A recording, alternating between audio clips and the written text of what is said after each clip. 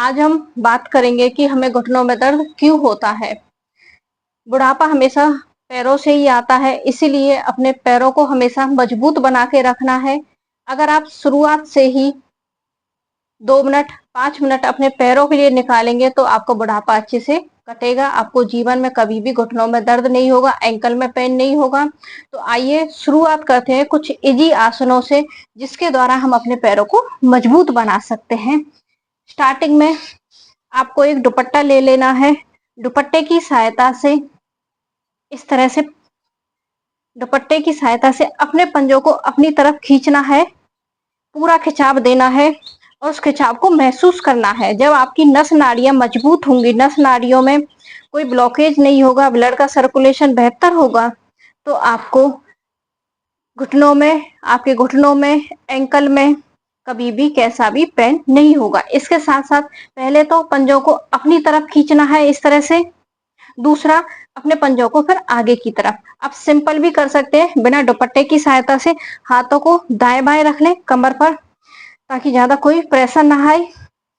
इस तरह से पहले आगे की तरफ पूरा खिंचाव दें पैरों में, अपनी तरफ खिंचाव दें और फील करें आपको वो खिंचाव कहाँ कहाँ पे महसूस हो रहा है। जब आपकी नस नाड़ियों में ब्लड का सर्कुलेशन बेहतर बनेगा तो आपके पैर धीरे धीरे मजबूत होना शुरू हो जाएंगे, आपके नर्वस सिस्टम मजबूत हो जाएगा। इसके साथ साथ कम से कम 20 से 25 बार आपको इस तरह से करना है। उसके बाद रोटेट करना है पंजों को, दाएं से बाएं, बाएं से दाएं। इसे क्लॉकवाइज और एंटी क्लॉकवाइज घुमाना है पंजों को। जब आप पंजों को घुमाएंगे, देखना कि पहले जब हमने इस तरह से पंजों को अपनी तरफ खींचा तो हमारी नीचे की मसल्स पे खिंचाव आया। जब आप इन्हें रोटेट कर रहे हैं, घुमा रहे हैं, तो यहाँ पे साइड की मसल्स पे पूरा खिंचाव आएगा। ये फुल पैकेज हो जाता है हमारे पैरों के लिए, नस नाड़ियों के लिए, ताकि हमारी नस नाड़ियां एक्टिव हो जाए। हमारी नीचे की नस नाड़ियां भी एक्टिव हो गई, साइड की भी हो गई। इसके साथ साथ पैरों के साथ साथ आपके हिप जॉइंट और कंधे के पे भी पूरा नस नाड़ियां आपकी एक्टिव हो जाए, इसके लिए ये दुपट्टे का सहारा लेकर पूरा खिंचाव देना है। नजर सामने रखनी है, कमर सीधी होनी चाहिए।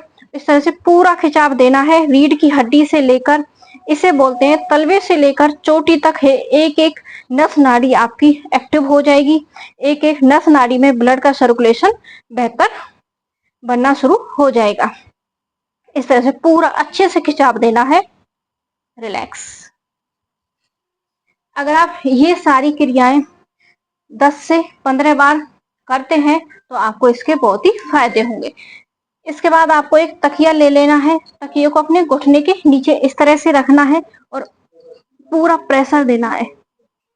इस तरह से पूरा अच्छे से प्रेशर देना है और पंजे नीचे की साइड होने चाहिए।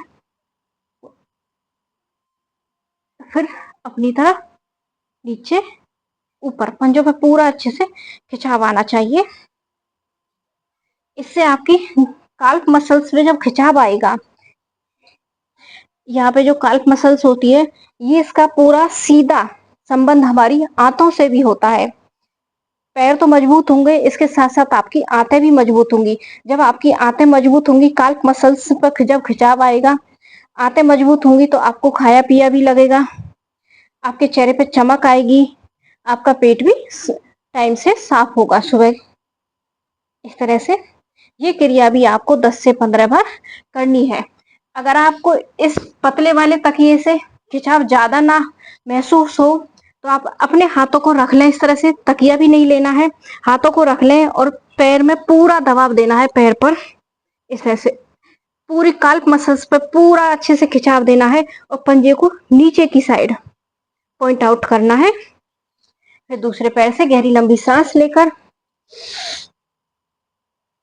इस तरह से, ये सूक्ष्म व्यायाम, छोटी छोटी क्रियाएं आपके पैरों को स्वस्थ रख सकती हैं, क्योंकि बुढ़ापा हमेशा पैरों से ही आता है।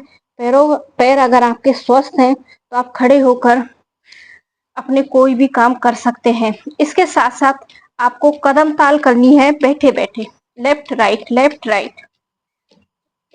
ये बहुत ही इजी है। अगर किसी का हाई बीपी है, हाई बीपी वाले बिल्कुल धीरे धीरे करें इस तरह से, और नॉर्मल है वो थोड़ा सा तेज तेज कर सकते हैं, क्योंकि हाई बीपी वालों को ब्लड सर्कुलेशन तेज होने के कारण दिक्कत आ सकती है। हाई बीपी वालों को थोड़ा सा सावधानी के साथ करना है। अगर आप इस तरह से बैठे बैठे कदम ताल करते हैं लगातार 5 मिनट, आपके पूरे शरीर में पसीना आ जाएगा। जब आपके शरीर में, पूरे शरीर में पसीना आएगा तो आपकी एक एक नस नाड़ी, एक एक ब्लॉकेज आपकी खुलनी शुरू हो जाएगी। फिर से एक बार फिर से रिपीट करते हैं उसी क्रम को। पहले पंजों को बाहर की तरफ खिंचाव देना है, फिर अंदर की तरफ। ये 25 से 30 बार करनी है। इसे आप खाना खाने के बाद भी कर सकते हैं।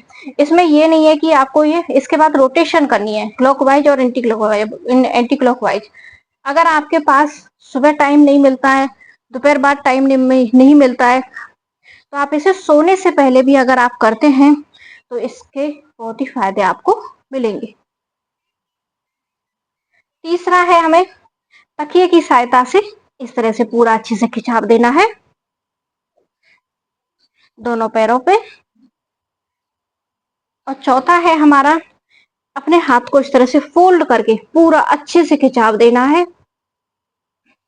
रिलैक्स, गहरी लंबी सांस भरते हुए। अब है पांचवा, इसमें आपको क्या करना है, अगर आपके घुटने फोल्ड नहीं होते हैं तो घुटने को सीधा रखना है, पैर को इस तरह से अपने गोद में लेना है और इसे दाएं से बाएं इस तरह से। जब आप इस तरह से पैर को करेंगे तो आपका हिप जॉइंट है वो मजबूत होगा। अगर आपके कूल्हे में, हिप में कोई कैसी भी दिक्कत है, साइटिका है, तो उसमें भी काफी फायदा मिलेगा और आपकी थाई की मसल्स पे खिंचाव आएगा। जब आपकी थाई की मसल्स पे खिंचाव आएगा तो यहाँ से लेकर यहाँ तक पूरा ब्लड का सर्कुलेशन बेहतर बनेगा आपके पैर में। इस तरह से दोनों पैरों से इसे भी आप 25 से 30 बार जरूर करें। अगर आप गोमुख आसन भी नहीं कर पाते हैं तो ये गोमुख आसन का काम कर देगा ये। रिलैक्स। इसके बाद अपने पैर को अपनी नाक से टच करने की कोशिश करनी है फोल्ड करके। अगर किसी के घुटनों में ज्यादा ही दिक्कत है तो वो इस तरह से पैर को, घुटने को फोल्ड ना करें।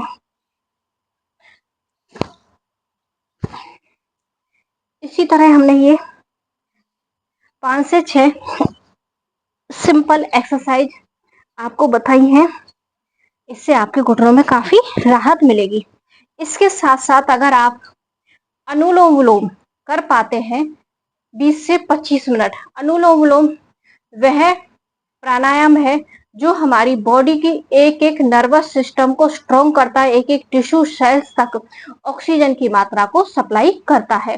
जब हमारे बॉडी के अंदर एक एक टिश्यू और सेल्स तक ऑक्सीजन की मात्रा पहुंचेगी तो हमें, हमारी नस नाड़ियां मजबूत होंगी, ब्लड का सर्कुलेशन बेहतर बनेगा, हमारे शरीर में कोई भी ब्लॉकेज नहीं आएगा। जब हमारे शरीर के अंदर कोई ब्लॉकेज नहीं आएगा तो इसके हमें काफी फायदे होंगे, क्योंकि ब्लॉकेज से ही सारी बीमारियां शुरू होती है। इसलिए हमारी बॉडी के अंदर डेली ब्लॉकेज बनते हैं, उन्हें डेली तोड़ना भी बहुत ही जरूरी है। अनुलोम विलोम 25 से 30 मिनट सभी को जरूर करना चाहिए।